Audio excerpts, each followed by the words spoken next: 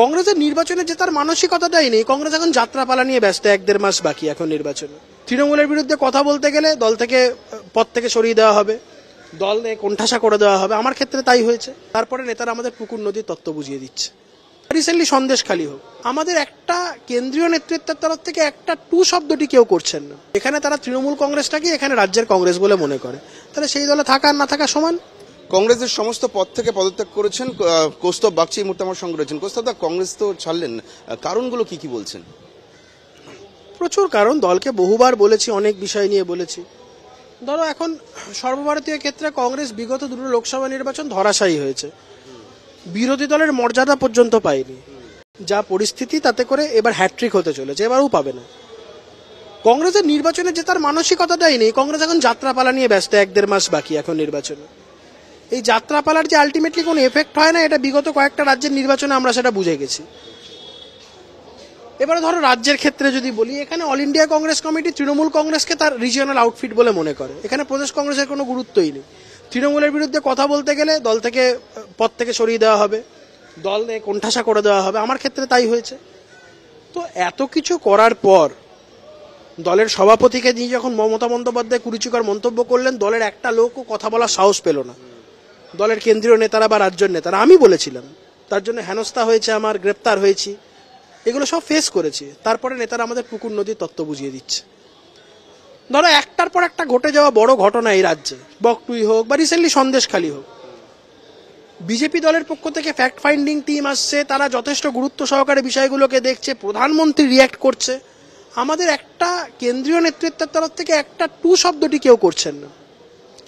এত কিছুর পরে যদি আমি বলি যে এখানে কংগ্রেসটা থাকা না থাকা দুটোই সমান, আমি খুব ভুল কাজ করছি বা ভুল কথা বলছি?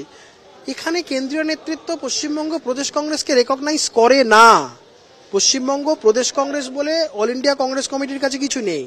এখানে তারা তৃণমূল কংগ্রেসটাকে এখানে রাজ্যের কংগ্রেস বলে মনে করে, তাহলে সেই দলে থাকা আর না থাকা সমান। উগ্র তৃণমূলী বিরোধিতায় কি আপনি দলের সঙ্গে সহমত হতে পারছিলেন না, নাকি সত্যি কোণঠাসা হয়েছে? টুকরো টুকরো জানি না, তৃণমূলকে সরানোটা is the need of the hour, বাংলার মানুষের স্বার্থে। তো যেখানে তৃণমূলকে উৎখাত করার যে প্রয়োজনীয়তা, যে জায়গাটা আছে, তো সেই জায়গা থেকে তো এই বিষয়টা আমরা অনুধাবন করতে পেরেছি। রাজ্যের একটা বড় অংশের মানুষ সেটা অনুধাবন করতে পেরেছে।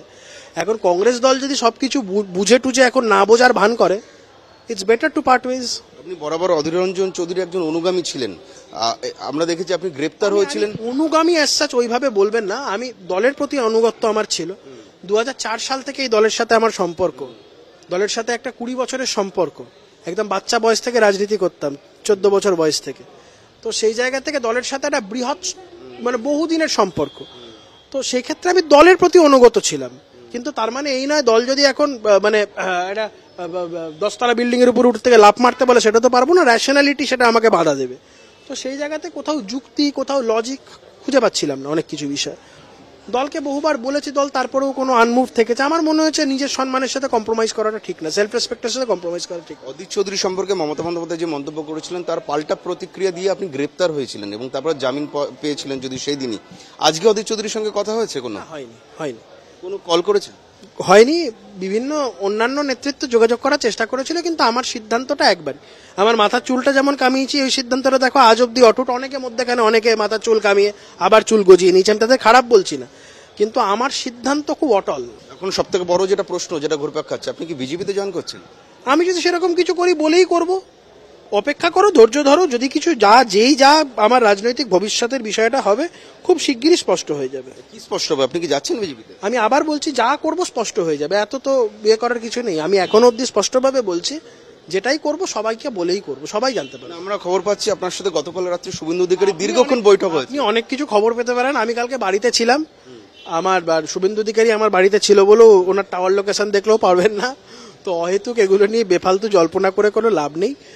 আমি যা করব সবাইকে বলে। তো এই মুহূর্তে বঙ্গ রাজনীতিতে দাঁড়িয়ে শুভেন্দু অধিকারী সম্পর্কে আপনার মূল্যায়ন কি?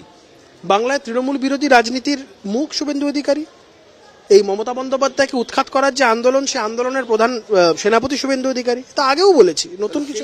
তৃণমূল বিরোধিতায় যদি শুভেন্দু অধিকারীর থেকে ডাক আসে, আপনি হাত মেলাবেন? ড্র্যাগ করো, আমি কিন্তু এই বিষয়টা স্পষ্ট, মানে আমি তোমাকে একটা জিনিস বলছি, আমার যখন যে সিদ্ধান্ত হবে, আমি যখন কোনো সিদ্ধান্ত উপনীত হব, স্পষ্টভাবে বলে হবে। যদি আহ্বান আসে, আপনি হাত মেলাবেন? ধরো আমার মাসির যদি গোপ হতো মাসিকে মামা বলে ডাকতাম, তো এখন যদিতে গিয়ে তো লাভ নেই, যা হবে রাজনীতিতে যদি কিন্তু এসব কোনো দাম নেই।